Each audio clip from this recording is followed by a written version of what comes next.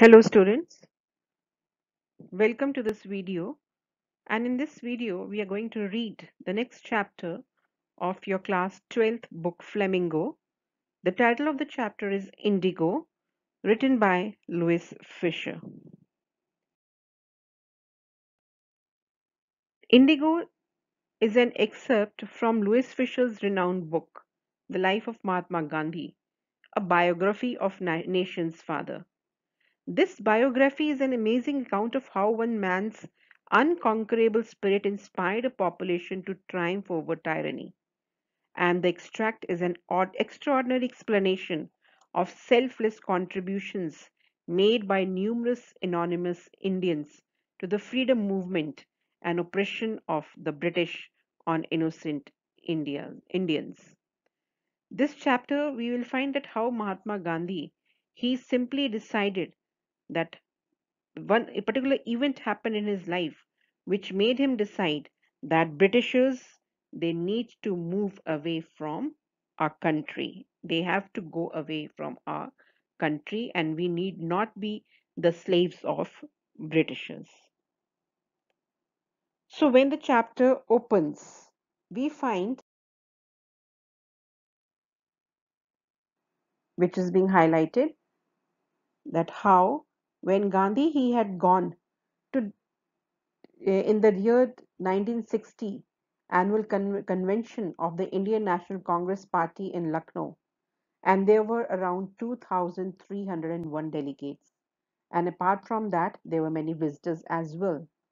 So this was the time, this was the day when he first met a man called Rajkumar Shukla face to face. He did not know who Rajkumar Shukla was, but meeting Rajkumar Shukla had changed the history of India. Now, who is Rajkumar Shukla? We find he is simply a man who belonged to Champaran district, which was situated in the foothills of towering Himalayas near the Kingdom of Nepal.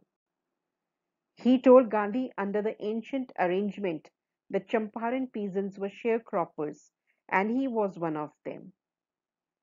We are told about more about Rajkumar Shukla. We are told that he was a poor, he was emancipated, he was literate, but he was resolute. Now, what is the meaning of resolute? He was determined. So he had come to Lucknow all the way from Champaran to meet Gandhi because he had taken his decision and he was determined that he would take Gandhi to his place and make him solve the problem of the sharecroppers.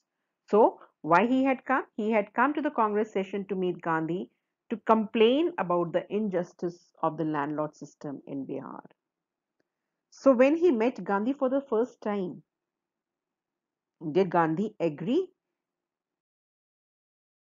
We find Gandhi simply told Shukla that he had an appointment in Kanpur and was committed to go to many other parts of India because Gandhi had really a busy schedule. However, another quality of Shukla is highlighted. He was very patient. He went along Gandhi everywhere and never left his side for weeks. And eventually he begged to fix a date. Now, this particular thing indicates that how Rajkumar Shukla was resolute. He was determined to take Gandhi. So Gandhi had nothing, but he was impressed. And why he was impressed? Because of the determination and the problem and the story. And he ultimately agreed to accompany Shukla to Champaran and told him to meet and take him from Calcutta as he had to be there on some upcoming date. Now, this particular we find that this date, the appointment was fixed, but it was fixed after a number of months. And Rajkumar Shukla, since we find that he was really very resolute, he was determined, he waited for that day to come. So Shukla waited for Gandhi at the appointed spot in Calcutta. Gandhi arrived and then they moved or they boarded a train for Patna. Now they did not go directly to Champaran. There was a reason behind it. We'll come to know afterwards. Shukla led him to the house of lawyer named Rajendra Prasad, who later became the president of Congress Party in India. They could not meet Rajendra Prasad as he was out of the town, and the servants who knew Shukla as a yeoman who pestered their masters to help the Indigo sharecropper, so they let them stay on the grounds. Gandhi was considered as another peasant and was not allowed to draw water from the well as they thought of him to be an untouchable. So now the treatment that Rajkumar Shukla and Gandhi met at the place of Rajendra Prasad by the servants of Rajendra Prasad, we simply find that another problem has been highlighted, that how these peasants were considered as untouchable, how they were considered as untouchable, and how they were not treated equally. Thereafter, Gandhi reaches Muzaffarpur, which was on the way to Champaran. He thought that more information about conditions was required to be gathered. So now this is the reason why he did not go to Champaran directly, because he wanted to collect more information about the conditions of the peasants. So there is Professor J.B. Kiplani of Art College, Muzaffarpur, who accordingly received Gandhi on 15th April on 1970, in the year 1917. Gandhi stayed at Professor Malkani's place for 2 days, who was a government school teacher. Now, here another thing is, according to Gandhi, Indians in smaller localities were afraid to show sympathy for advocates of home rule. So, his stay at Professor Malkani's home was an extraordinary thing in those days. Why it was an extraordinary thing? It was an extraordinary thing in those days because people were afraid to keep the advocates of home rule, the advocates who were fighting against the Britishers, as guests in their house. However, Professor Malkani, he was bold enough to allow Gandhi to stay in his house in spite of the problem that he might face in the future. So Gandhi, he collected some information in Patna, then in Muzaffarpur. After the champion arrives. Who is the champion?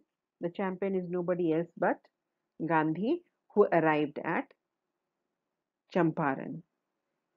Why he is considered as the champion? Because they knew that he's the one who is going to tackle and do something for their problem.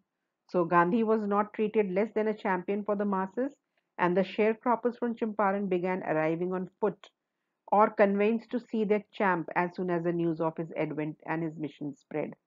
Lawyers called Gandhi to brief him. They frequently represented peasant groups in court. They told him about their cases and what they changed. Gandhi chided the lawyers for collecting big fee from the sharecroppers. When Gandhi he reached Champaran, he had a meeting with the lawyers, but he did not like lawyers because he simply scolded them. He simply said that why are you collecting big fee from the sharecroppers? Because Gandhi he simply believed that sharecroppers were already crushed.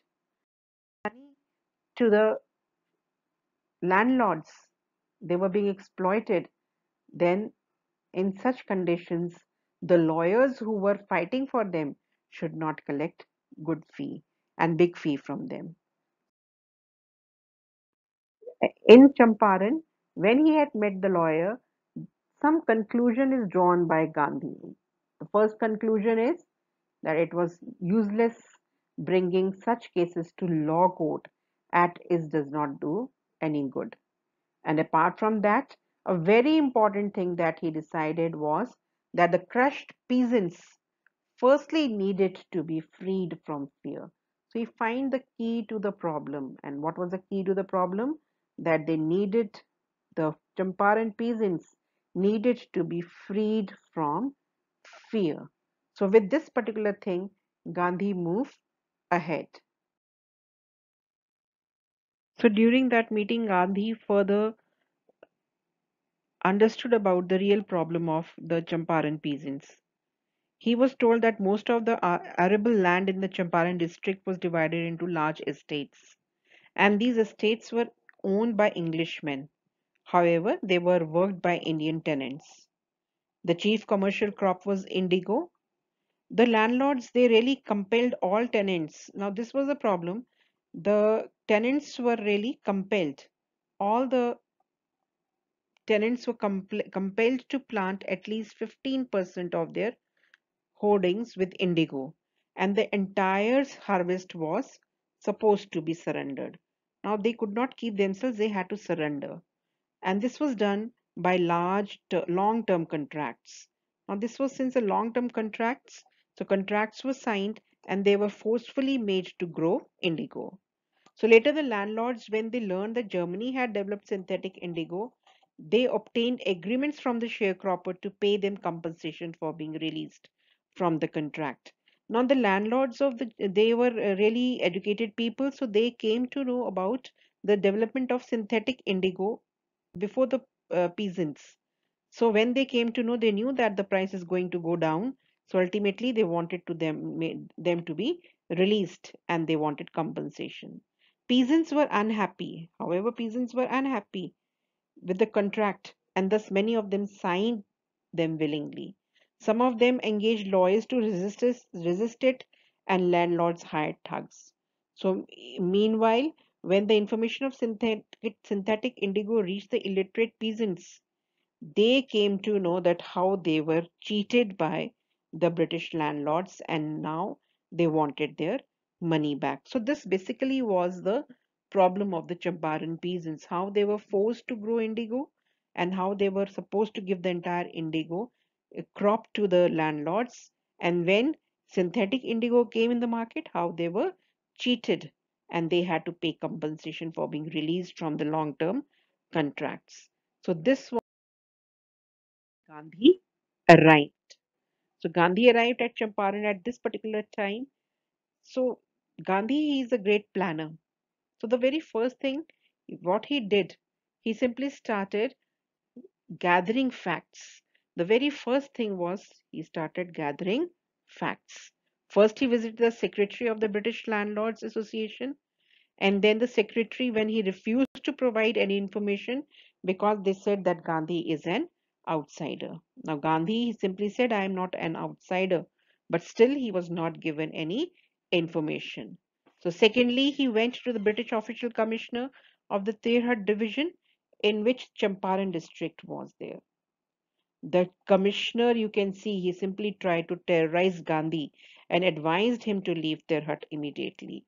So now we find that the very first thing Gandhi did was to go to the British landlords. He did not get any cooperation. Then he went to the British official commissioners.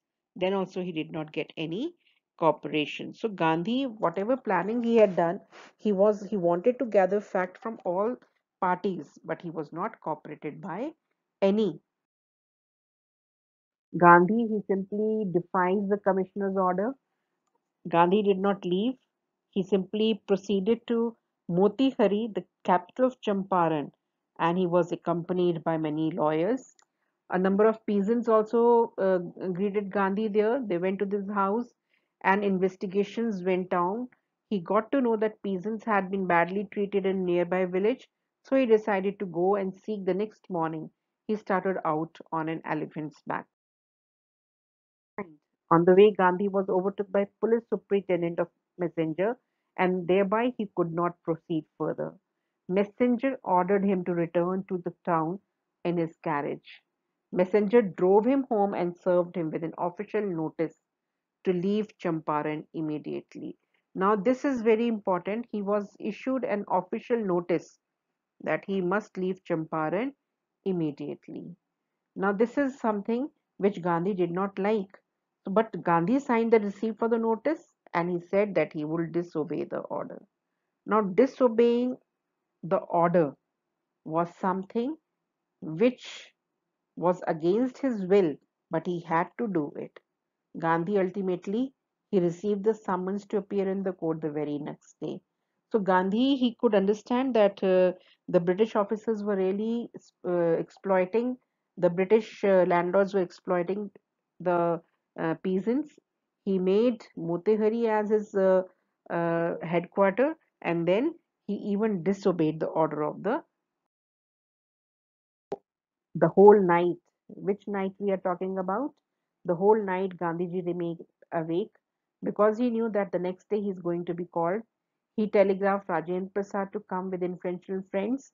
He sent instructions to the ashram and he wired a full report to Viceroy. All these incidents, all these things, this simply tells about the future planning of Gandhi, that how Gandhi is a good planner, how he plans for his future. What happens next? The next morning, we find Motihari was filled with thousands of peasants. Now, this is a very important thing. When Gandhi had to go to the court, he got the support of peasants. This support of thousands of peasants indicated their unity. So when the lawyers they came to hear about Gandhi, the peasants when they came to know about Gandhi that he's in trouble, they simply came forward and supported him, and this was the beginning of their liberation. So we find the beginning of the liberation was there because Gandhi knew that they needed to be free from fear. So this was the beginning of the liberation from fear of British. It became very difficult for the officials to regulate the crowd without Gandhi's cooperation, and he helped them doing so. He was very polite and friendly and assured them that British power was no longer unchallenged. Ultimately, the government was baffled. The prosecutor requested the judge to postpone the trial. Authorities wished to consult their superiors. Gandhi protested against the delay. He read out the statement clarifying that he disobeyed not to set a bad example as a lawbreaker, but to render humanitarian and national service. Now, this is very important. Gandhi simply told that he was not a lawbreaker. He had broken the law, but he did not want to set a bad example. But why he had done this thing? Because he had something more in his mind, that was humanitarian ground and national service. So he wanted to be punished. He stated that he disregarded the order to leave not for the want of respect for lawful authority, but in a greater respect for the voice of the conscience. So the judgment was withheld for several days. The magistrate announced that the sentence would be pronounced after a 2 hour recess and asked Gandhiji to furnish bail for that much time, but he simply refused.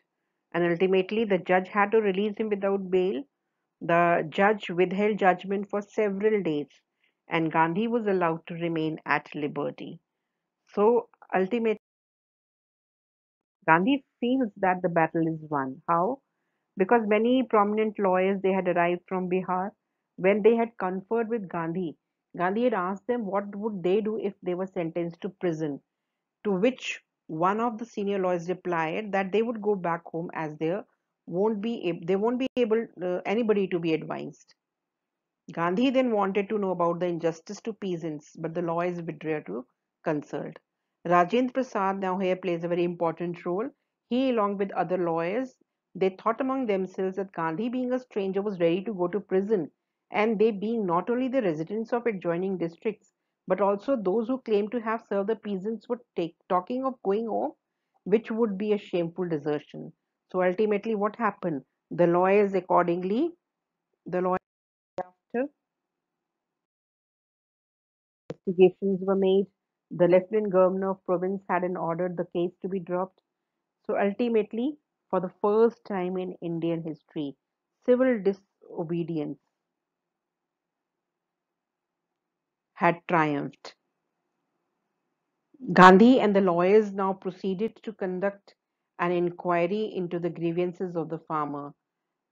Depositions by 10,000 peasants were written down and notes made on other evidences.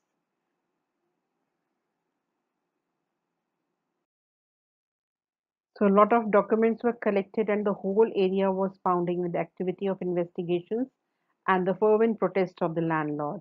So Gandhi was summoned to Sir Edward Gate, the Lieutenant Governor, in June.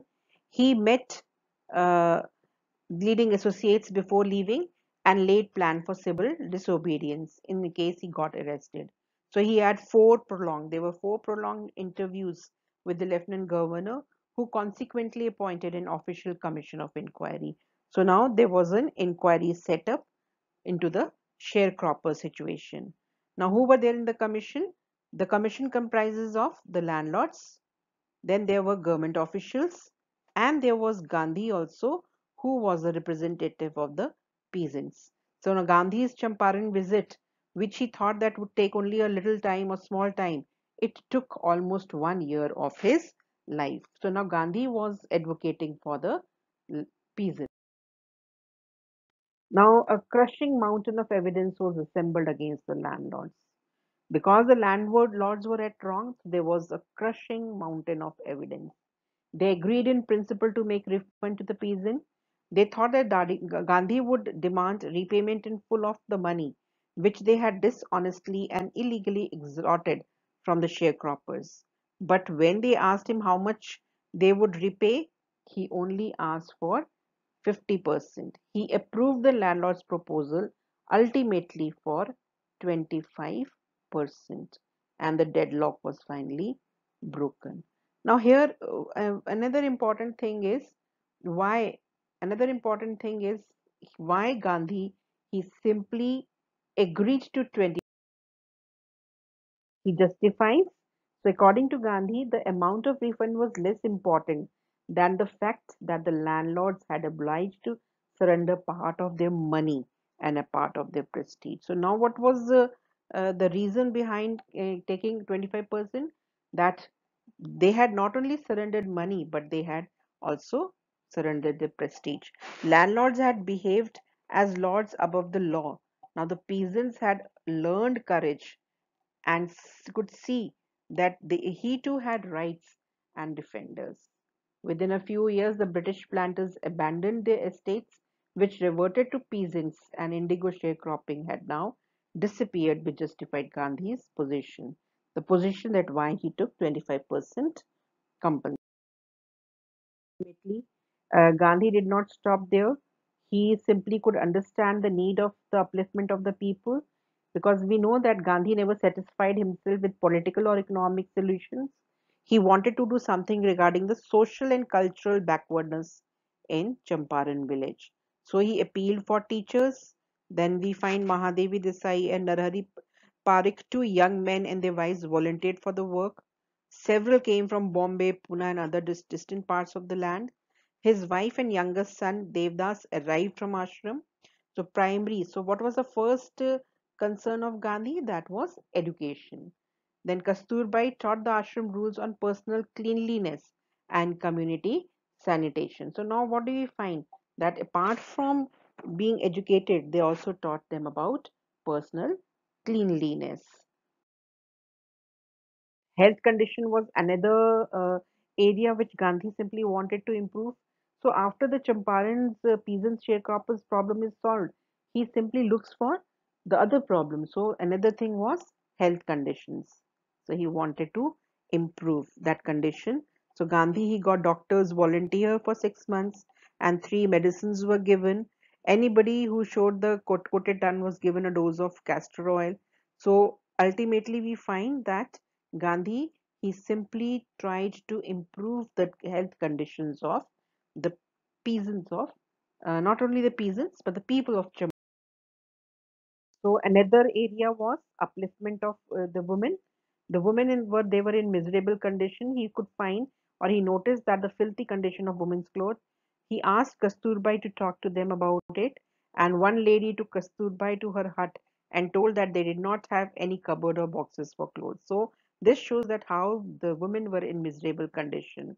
And then ultimately people in the village were really poor, women were neglected. So Kasturbai and Gandhi tried to uplift the condition of women by teaching them personally. So ultimately, not only this was he looking at the people of Champaran when he stayed for in Champaran for a long time. Gandhi managed ashram from there itself. He sent regular instructions by mail and asked for financial accounts. He kept. So now, what do we find? That Gandhi he was staying in Champaran, but he also took care of his ashram. He kept in mind the ashram sanitations, and ultimately he wrote to the residents to take care of all the things. Now, a very important thing is Gandhi considered Champaran to be a turning point in his life. Why? Because according to Gandhi, whatever he did was an ordinary thing. He just declared that British could not order him about in his own country. So Champaran did not begin as an act of defiance. This episode initiated meek and muted masses into courage. It simply showed typical Gandhi pattern political tangle with practical day-to-day problems of the millions. His style was loyalty to human beings, to living and not to the abstraction. So what was it? He tried to form a new free Indian who could stand on his own feet and thus make India free. So this is the most important thing. He wanted to make India free by making free Indians who could stand on their own feet. He teaches the lesson of self-reliance. So early in Champaran action, Charles and Freer Andrew, who was an English pacifist and he was a devoted follower of Gandhi. When he was bidding favor to Gandhi, the lawyers thought it would be a good idea for Andrews to stay back in Champaran and help them. Andrew was also willing if Gandhi agreed, but Gandhi fervently opposed, and he asked the lawyers not to take Andrew's support and face everything themselves. Now, what is this? He said that they should seek support. They really should not seek support, but they should have self-reliance to win the battle. So, what he wanted, what quality did he want to instill in the people of India? That was the self-reliance. He taught self-reliance, and self-reliance, Indian independence, and help to the sharecroppers were all bound together. So this was what basically was taught by Gandhi. Very important life skills which we as a human being should know, and that is self-reliance. It was not only a lesson of self-reliance. This episode of Champaran was the time when Gandhi decided for a quick and a good way of getting India independent. And apart from that, definitely, when he had gone to to Champaran, he had helped the sharecropper. So we find all these three things, that is self-reliance, Indian independence, and the help to the sharecropper, they were all bound together. It was not the end, rather, it was the beginning. And Gandhi, he told the author that that was the beginning when he decided that how and ultimately how and when and how he can make the Britishers to be out of their own country. So, this is the simple summary of the chapter. After some time, we'll discuss the question answers.